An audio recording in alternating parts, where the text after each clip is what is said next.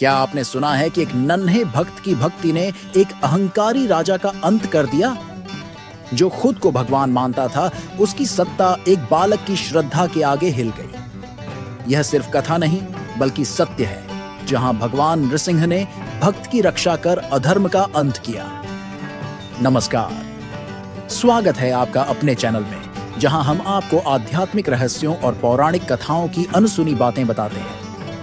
आज हम आपको भक्त प्रहलाद की कथा के वो अनजाने रहस्य बताएंगे, जिनसे शायद आप अब तक अनजान थे। तो चलिए शुरू करते हैं। भक्त प्रहलाद की कथा हमें अडिग भक्ति, सत्य की विजय और अहंकार के पतन का अद्भुत उदाहरण देती है। यह कथा मुख्य रूप से श्रीमद् भागवत महापुराण, विष्णु पुराण, पद्म पुराण, नारदीय पुराण और हरिवंश पुराण में विस्तृत रूप से वर्णित है। प्रहलाद के पिता हिरण्यकशिपु असुरों के राजा थे, जो भगवान विष्णु के कट्टर शत्रु थे। वे अत्यंत अहंकारी, क्रूर और अत्याचारी शासक थे। उनकी माता कयाधु थी, जो अत्यंत धार्मिक और सत्संगी थी। उनके दादा कश्यप ऋषि और दादी दिति थी। प्रहलाद का जन्म दैत्य वंश में हुआ था, लेकिन वे बचपन से ही विष्णु भक्त थे। जब कयाधु गर्भवती थी, तब देवताओं ने अत्याचारी और अधर्मी राजा हिरण्यकशिपु के कुल का नाश करने के लिए उन्हें बंदी बना लिया। नारद मुनि ने इंद्र को रोका और कयाधु को अपने आश्रम में ले जाकर उन्हें भगवान विष्णु की महिमा का ज्ञान दिया। गर्भ में पल रहे प्रहलाद ने भी यह दिव्य ज्ञान सुना और जन्म से ही विष्णु भक्त बन गए। जब प्रहलाद बड़े हुए तो वे अन्य बच्चों की तरह खेल कूद में रुचि नहीं लेते थे। वे हर समय ओम नमो भगवते वासुदेवाय मंत्र का जाप करते थे और भगवान विष्णु की स्तुति में लीन रहते थे। हिरण्यकशिपु ने प्रहलाद को शिक्षा देने के लिए षंड और अमर्क के पास भेजा। षंड और अमर्क असुरों के गुरु शुक्राचार्य के प्रमुख शिष्य थे। हिरण्यकशिपु ने इन्हें अपने पुत्र प्रहलाद को शिक्षा देने का दायित्व सौंपा था। वे प्रहलाद को असुरों के धर्म और राजनीति की शिक्षा देना चाहते थे, लेकिन प्रहलाद हमेशा भगवान विष्णु की भक्ति में लीन रहते थे। वहां अन्य असुर बालकों को राजनीति, शक्ति, युद्ध और राजा की भक्ति का पाठ पढ़ाया जाता था। जब गुरुओं ने प्रहलाद को शिक्षा देते हुए कहा, राजा को अपना देवता समझो, उसी की सेवा करो, तब प्रहलाद ने उत्तर दिया, राजा तो नश्वर है, मेरा इष्ट तो केवल श्री हरि नारायण है, वे ही संपूर्ण जगत के स्वामी हैं। यह सुनकर गुरु भयभीत होकर राजा हिरण्यकशिपु से कहा कि प्रहलाद विष्णु भक्ति में लीन है।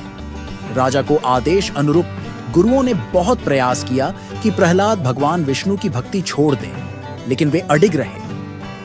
हिरण्यकशिपु चाहता था कि उसका पुत्र केवल उसे ही ईश्वर मानकर पूजे, लेकिन प्रहलाद भगवान विष्णु के भजन कीर्तन में मग्न रहते और कहते कि सर्वत्र केवल भगवान विष्णु ही हैं, वे ही एकमात्र पूजनीय हैं। जब हिरण्यकशिपु को यह झांत हुआ कि उसका पुत्र प्रहलाद भगवान विष्णु का अनन्य भक्त है और उसके आदेशों की अवहेलना कर रहा है, तो वह अत्यंत क्रोधित हो गया। उसने प्रहलाद को कई यातनाएं देने का निर्णय लिया ताकि वह विष्णु भक्ति छोड़ दे, लेकिन हर बार भगवान विष्णु ने अपने भक्त की रक्षा की। हिरण्यकशिपु ने अपने सैनिकों को आदेश दिया कि वे प्रहलाद को एक ऊंचे पर्वत से नीचे फेंक दें।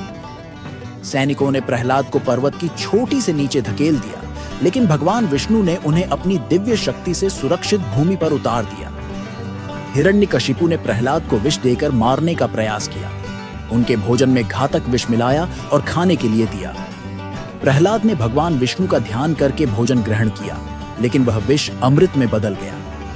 हाथियों से कुचलवाने का प्रयास किया। विशाल और उग्र हाथियों ने प्रहलाद के समीप जाकर शांत हो गए और प्रहलाद के चरणों में प्रणाम करने लगे। सांपों से डसवाया, लेकिन विष का कोई प्रभाव नहीं हुआ। अग्नि में बैठाया होलिका के साथ, लेकिन होलिका जलकर भस्म हो गई और प्रहलाद सुरक्षित रहे। प्रहलाद ने हर परिस्थिति में भगवान विष्णु पर अटूट विश्वास बनाए रखा। चाहे उन पर कितने भी अत्याचार हुए, वे विचलित नहीं हुए और भगवान के भजन में लीन रहे। हर बार भगवान विष्णु ने अपने भक्त की रक्षा की। हिरण्यकशिपु ने क्रोधित होकर प्रहलाद से पूछा, तेरा भगवान कहां है? तो प्रहलाद ने उत्तर दिया, वे सर्वत्र हैं, इस खंभे में भी। हिरण्यकशिपु ने गुस्सा में खंभे पर प्रहार किया। उसी क्षण भगवान विष्णु नरसिंह अवतार में प्रकट हुए और हिरण्यकशिपु का वध किया, अधर्म का अंत किया। भगवान नृसिंह ने हिरण्यकशिपु का वध करने के बाद प्रहलाद को असुरों का राजा बनाया और उनसे धर्म और सत्य के अनुसार शासन करने को कहा।